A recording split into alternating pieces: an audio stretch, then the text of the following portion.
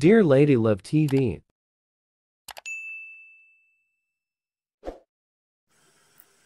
Saved and Trapped by Billionaire's Love. Tunghay na po natin ang ika-12 bahagi.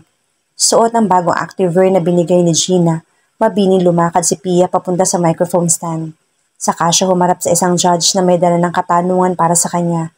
Oh, how she thanked the universe for giving her the courage to face the crowd after the shameful moment.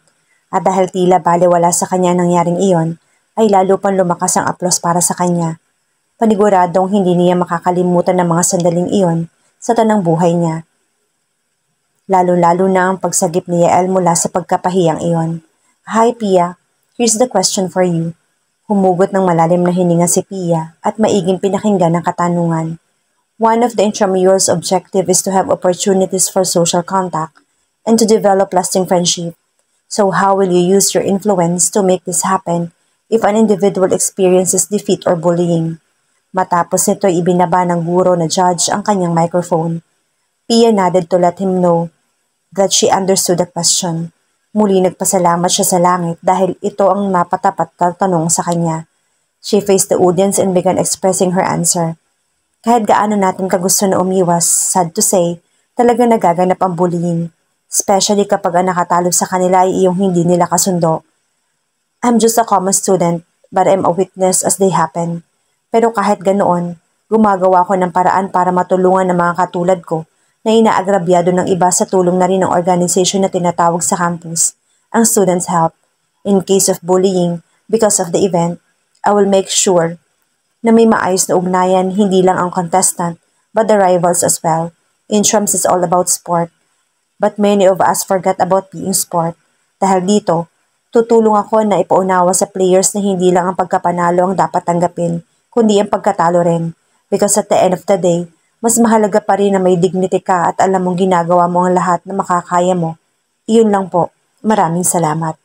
Sandaling katahimikan ang dumaan, ngunit nang bumalik si Pia sa kanyang pwestong kinatatayuan, nang siya'y humarap muli, isang nakabibinging palakpakan ang umugong.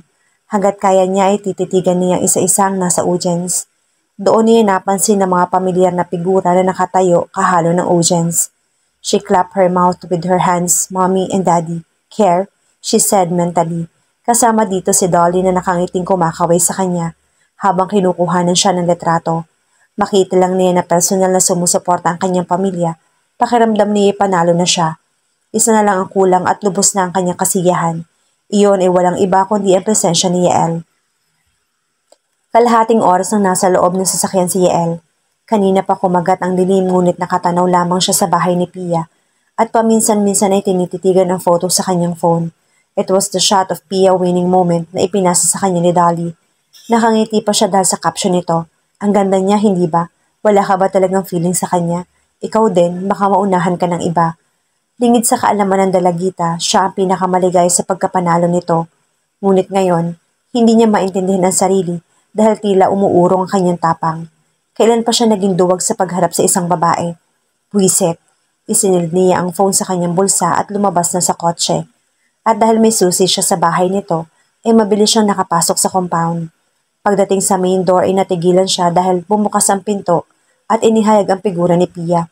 Yael, kumusta? Damn those luring Argentine eyes. For some reason, he could feel a sudden jolt of spark as their eyes met. Ngayon lang niya ito napansin na nangyari sa kanya. Nalubos niya ikinabahala at ikinalilito. Dahil ba ito sa isang linggo silang hindi nagkikita at nag-uusap? O dahil sa nasaksihan niya ang side ni Pia na hindi pa niya nasisilayan dati? Sumulya pa sa gate ng dalagita bago siya muling tinitigan. Ikaw pala, akala ko sinamami na. Yael frowned. You mean mag-isa ka lang dito?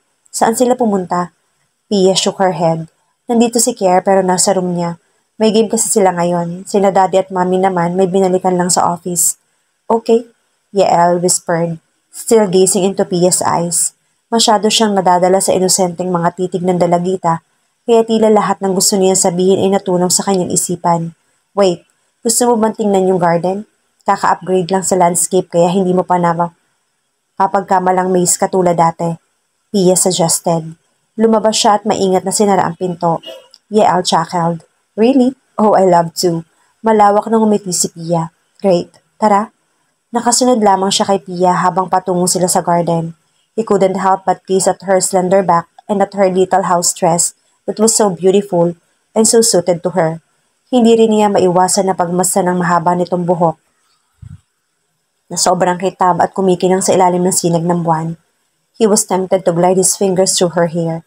Hindi niya akalaing ang uhuging bata na madalas madapa dati at ang lampa na pinupunasan niya ng mga tuhod sa tuwing nadadapa ito ay ganap ng dalaga ngayon. Nang makarating sila sa fountain ay kaagad na naupo si Pia sa katabing bench nito. Maliit ito ngunit kasya naman ang dalawang tao. What do you think? Ang ganda diba? Last Monday lang na-complete ang development nito. Tama ka, maganda nga. Yael mumbled gazing at her. Napansin niyang biglang namula ang dalagita. Gayunman, tinabihan niya ito. He wasn't there to check any garden anyway. Naroon siya upang makita at makausap ang kababata. Congrats nga pala Pia. Alam kong hindi ako naging supportive sa pagsali mo sa intramural pageant. Pero gusto ko malaman mo na masayang-masaya ako para sa'yo. Marahang bumaling sa kanya si Pia. Talaga? Ay nasaan ang gift ko? Shit, napahawak si Yael sa kanyang noo. Bakit ba hindi niya naisipan yon? Marahil ay dahil kanina ay masyado siyang nadala ng galit kay Venice.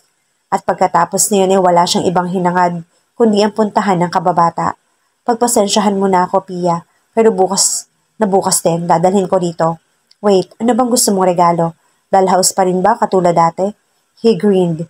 Hey, hindi na ako bata. So ano nga? Alam ko na. Set ng teacup ba? Or baby doll na lang ang pumipikit at dumidilat? Wait, samahan mo na lang kaya ako sa Toy World sa mall at lahat ng ituturo mo bibilhin ko. Hindi ako magrereklamo kahit magkano ang abutin. Mangiyak-ngiyak si Pia nang hampasin niya ang braso ni Yael. Nakakainis ka naman, Yael. Hello, sa anong year ka ba ngayon? Hindi na ako toddler, okay? 15 na ako. Fine, ang bibilhin ko na lang ay yung akma sa age mo. Sorry na. Nakalimutan ko lang na hindi ka na bata. Ewan ko sa'yo. Hindi ka pa naman masyadong matanda. Malilimutin ka na. Lolo Yael na nga lang kayang itawag ko sa'yo. What do you think? Pia grinned like a teasing shark. Lolo Yael? Wow, bagay ah. Nanliit ang mga mata ni Yael. Sige, ulitin mo pa at bibilhan talaga kita ng kitchen toys. May kasama pang outdoor playground set katulad doon sa dati niyong bahay. Don't you dare, kapag ginawa mo yan, ban ka na sa bahay namin. Hindi napigilan ni Yael na magpakawala ng malutong na halakhak. Matagal-tagal na ring huli siyang tumawa ng ganito. But finally, nakuha na niyang biruin ng kababata sa paraang gusto niya. Oh, how he missed seeing her blush. He missed them being together like this. Ilang saglit pa at natunaw na ang kanilang tawanan hanggang sa napalitan ng katahimikan. But it was Pia who broke the ice. Sorry, bumaling si Yael sa dalagita. Gusto niyang hawakan ng kamay nito ngunit pinipigilan niya ang sarili. Sorry for what? Ako ang dapat nagsasabi niyan. Naalala mo ba nung susunduin mo ako dapat sa school pero hindi mo ako naabutan? I realized na mali ako. Dapat kasi sinabihan man lang kita na wala na ako sa school. Tapos nung sinundan mo ako dito sa bahay, tinaboy pa kita. I'm really sorry talaga. You didn't have to bring it back, Pia. Tapos na yon. Ang mahalaga nag-uusap tayo ngayon at alam kong hindi ka talaga galit sa akin. Yael said. Lalo pa siyang lumapit sa pagkakaupo sa dalagita.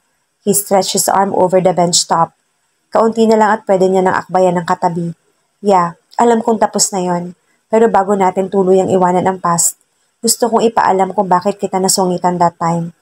Kinuha ni Pia ang kanyang cellphone at pinakita kay Yael ang nasa screen nito. It was the previous conversation between them. At nang makita ng binata ang image ni Venice at ang caption na kalakip nito, halos lumawa ang mga mata ng binata dahil sa labis na pagkabigla. What the? He shut his mouth and eyes before a disturbing cause escaped his mouth. Nang mahimasmasan ay binura niya ang photo at nilagay sa phone ng dalagita sa likod niya. Then he hugged her. I don't know what to say, Pia, but believe me, wala akong kinalaman doon. Deep within, Yael was itching to attack Venice's apartment and demand an explanation about the daring photo she had sent to Pia. Ngayon ay mas lalo siyang nagsisisi na naging sila. Dapat pala, matagal na ako nakipag-break sa kanya. Hindi ko pala siya kilala. I know. Wait, hindi ako makahinga. Oh, sorry. Agad na bumitiw sa pagkakayakap si Yael. Ngunit hawak pa rin niya ang kamay ng dalagita. Tila ayaw niya itong bitawan pa. Pia took a deep breath. Tila lahat ng hangin niya sa kanyang bagay sumisingaw dahil sa masarap na yakap na iyon. She cleared her throat and tried to be as composed as possible though. So hayon, Naiinis ako sa photo niya at sa sinabi niya na hindi ka makakasundo. Kaya kay Aaron ako nagpahatid that time. Pero hindi ko intensyon na mag-away kayo ha. I just want to be open to you from now on. Hindi mo kasi deserve na patuloy pa kitang iwasan sa dami ng ginawa mong good thing sa akin. At hindi mo rin talaga ako kailangang iwasan dahil wala na kami ni Venice. Yael said. He watched Pia's reaction. Did light really glow on her face upon hearing his news? Kaya simula ngayon, wala ka nang magagawa dahil maging exclusive yayo mo na ako. He grinned. Pero, natigilan si Pia na sumabat ang pag-ring ng phone niya. Biglang naalala ni Yael na inilagay niya ito sa kanyang likuran, kaya ang binatang dumampot nito. But after seeing who the caller was, lumukot ng husto ang kanyang mukha. Why is Aaron calling you? Hindi akalain ni Yael ng maganda niyang mood na kasama si Pia, ay basta lamang mapapalitan ng pagkainis. Nasilayan lang niya ang pangalan ni Aaron na tinatawagan ng kanyang kababata. Tila nais niyang agawin ng phone at ihulog doon sa tubig ng fountain sa kanilang likuran. Sagutin ko lang si Aaron. Okay lang ba? Yael eyes widened. What do you mean by sasagutin? Is he courting you? Bahagyang natawa si Pia. Hindi Ang ibig kong sabihin sasagutin ko lang sandali itong tawag. Aniya at idinikit sa kanyang tenga ang phone. Hello, Aaron?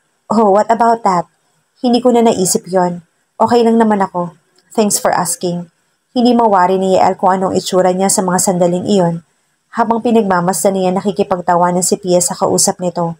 Surely he looked like a dumb, freaking OA jealous dumb. Hindi siya sigurado kung kailan siya naging ganito sa tanang buhay niya. Maaari ngayon lang, kapag tungkol sa kanyang kababata. Ano kaya kung agawin ko ang phone at sabihan ng Aaron na yan na huwag nang tumawag kay Pia kahit kailan?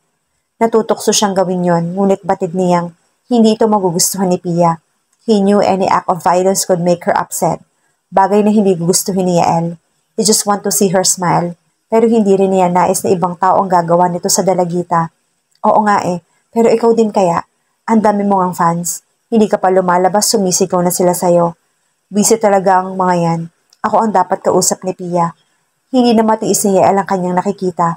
So to get her attention, he fake a cough. Load cough to be heard by person from another line.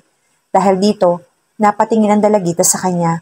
Ngunit, na magsalita ito, batid niya si Aaron pa rin ang kausap. Yes, may kasama ako. Yael is here. Then she nodded slowly. Sigurado ka? Okay, see you soon. Good night too. Ilang sandali pang nakangiti si Pia sa phone nang ibaba nito ang tawag at hinarap si Yael. Tumawag lang daw siya para mangumusta. Talaga lang ha? Yael brow raised. Kulang na lang may mag-storytelling siya. Naliligaw ba siya sa'yo? Si Aaron? Hindi Pia chuckled. Though nagsabi siya dati pero sinabi rin niya na sa ngayon, hindi muna. Takot din siguro siya kay Daddy. Kahit papaano yung nabunutan ng tinig si Yael dahil sa tugon ng dalagita. But still, he felt a bit threatened. Sa ngayon, it means may balak pa rin ang gagawin yun na manligaw. Basta mag-iingat ka sa kanya, Pia. I know you trust him because he's your classmate. Pero he's older than you. Hindi mo alam ang takbo ng isip niya. Yael warned, stretching his arms and long legs. Mas matanda ka rin naman sa akin, di ba? Pia chuckled. Little did she know, her statement took Yael off guard. Ni hindi siya nakaimik. Alam niya nagbibiro lang ang kababata ngunit tila sampal na binalik sa kanya ang kanyang warning. Pinapaiwas niya ang dalagita kay Aaron dahil maaari itong samantalahin ang kainosentehan niya.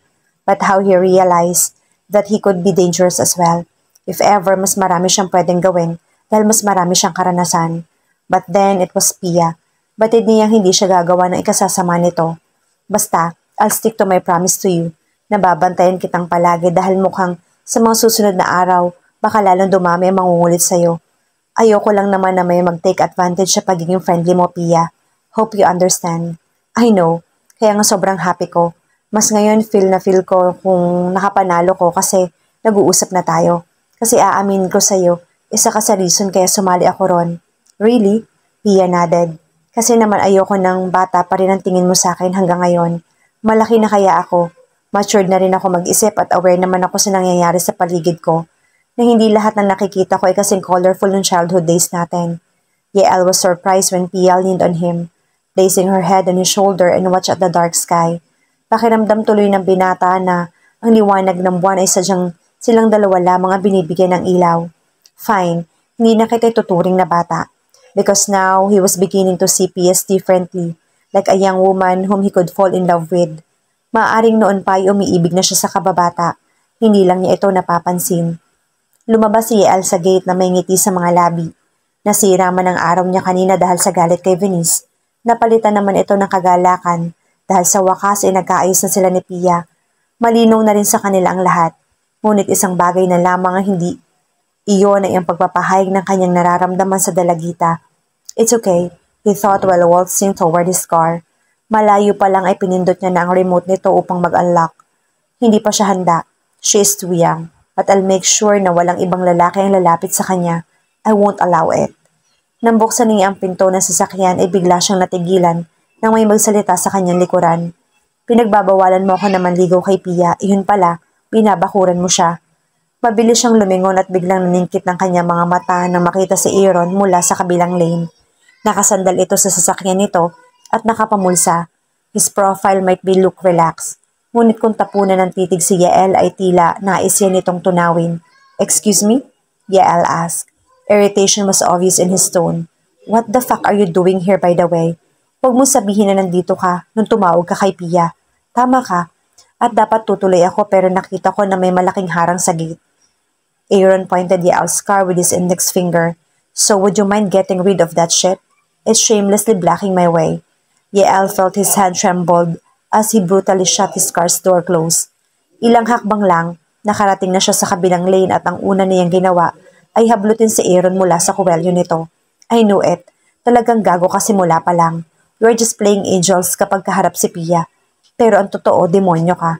Now get the fuck out of here. You get lost. With a powerful push from Aaron, Yael almost stumbled when he stepped back. Hindi niya inaasahan na may aatake sa kanya ng ganoon kalakas. Pero ano pa nga ba ang maaasahan niya sa isang barumbado ring kagaya niya? Kung alam ni Pia ang tunay na ugali mo, paniguradong iiwasan ka na niya. Kaya huwag mo nang aksayahin pa ang panahon mo.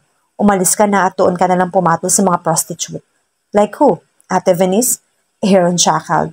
Muli siyang sumandal sa kanyang sasakyan na tilas sa itong unan. Kung may dapat iwasan si Pia, ikaw yon. Paano mo naaatim na dalawin siya, samantalang ilang oras pa lang nakakaraan ay pinagsawaan mo ang ibang babae? Young girls na ba ang preference mo ngayon? Gago ka pala talaga. Isang solidong suntok ang pinatama ni Yael sa panga ni Aaron. Gaano man ito kaliksing umiwas, hindi nakaligtas ang maganda nitong mukha sa parusa niya. Don't bark as if you know everything, you scumbag. At huwag kang magkukumpara sa relasyon ko kay Venice kay Pia. You have no idea how deep my link to Pia is. Kaya kahit sa imagination mo, wala kang karapatang isipin na masama ang pakay ko sa kanya. Pakay, di lumabas din ng totoo. Humalakak si Aaron bagamat namumula sa galit ng kanyang paningin. Gusto mo siya at naghihintay ka lang ng pagkakataon na maisahan siya. Fuck you. Yael wanted to control it but fury was infulging his system like wildfire. Ngayon, ang gusto na lamang niyang gawin ay gulpihin ang lalaki. Ngunit kahit anong ingat niya, inatamaan pa rin siya ng mapaghiganting kamao nito at sa pagkakataong ito ay sa labi siya tinamaan. Ilan sandali lang at dumugo ito, ngunit hinayaan lamang niya na umagos. They were both breathing desperately, as if saving that was left in their lives when they parted. Bagamat puno ng galit si Yael sa kanyang puso, may malaking bahagi din sa kanyang sistema na nilokoban ng pag-aalala. He couldn't let Pia fall in the hands of this guy. Umalis ka na, gago ka, at baka mapatay na kita. Bulong ni Yael. Di magpatayan tayo kung yan ang gusto mo. Hindi ka talaga magtatanda, hayop ka. Of course, hindi ko lalayuin si Pia hanggat hindi niya nasasabi. You don't act as if you own her. Aaron rolled. Yael collected Aaron's arms to his back. Pinaharap niya ito sa salamin ng sasakyan. As the other guy screamed in pain, he smashed him against the car front. Muli niyang hinablot ang buhok nito at bumulong siya sa tenga nito. I'm not just acting like I own her, because the truth is, I really own her.